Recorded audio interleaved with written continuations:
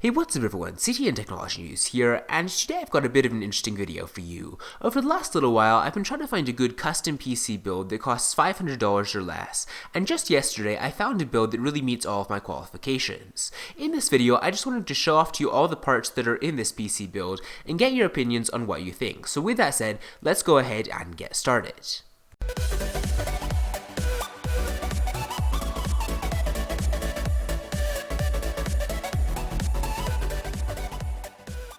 So the first component in this build is the NZXT Source 210 Elite Gaming Case, which is honestly a top tier product that's recently been put on sale. This has a lot of cooling options, and it actually comes with numerous fans already installed. It's got USB 3.0, although it only does have one USB 3.0 port, and as far as its dimensions go, it's reasonably spacious. It's 195 by 440 by 495.5 millimeters. This costs $46.33 right now on Amazon, so it's actually relatively decently priced.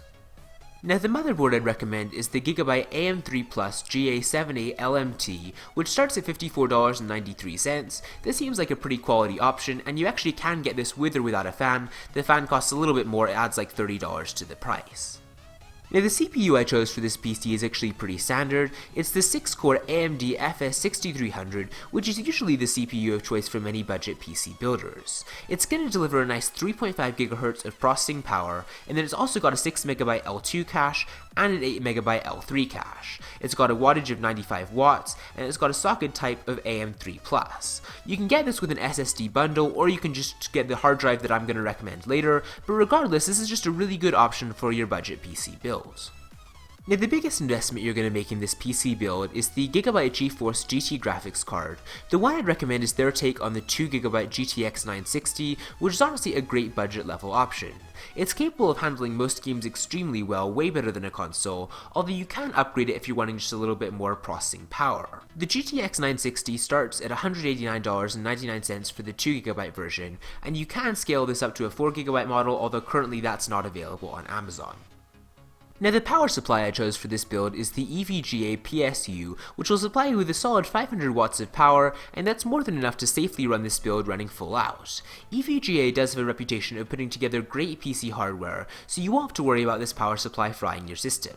Right now this costs $39.15 on Amazon, although you actually can downgrade to the 430 watt option for just a couple $3 savings, but I really wouldn't recommend that. Now 8GB of RAM is pretty standard when it comes to any gaming PC, but having more is always good. That's why I decided to just go with a single 8GB stick to leave you with the option to add more in the future. Running a dual channel pair would get you a small performance boost, but it's not really necessary to do, and you'll be fine with just a single stick. If you do want to add more RAM in the future, just make sure it's at least the same speed, 1600 MHz, and a matching pair from the same company is even better. These sticks cost you $26.99 on Amazon, and they definitely deliver really solid performance, so I would definitely recommend this type.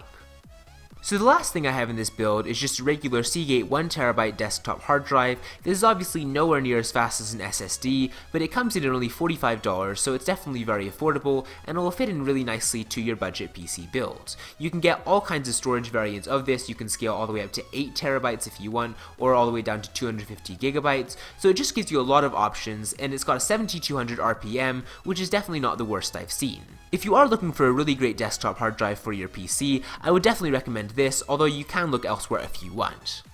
So anyways, here's the complete component list for the PC build that I had, and just to prove that it is under $500, I'm just going to go ahead and add up all these prices. So here's the calculator. We've got $46.35 plus $54.93 plus $93.99 plus another $189.99 for the graphics card plus $39.15 plus $26.99 plus another $45. So that runs you $496.40, which is just under that $500 threshold, and honestly you're going to get really good performance out of this, way better than any console. Even though they might be slightly cheaper, this PC build will last you a lot longer in the long run.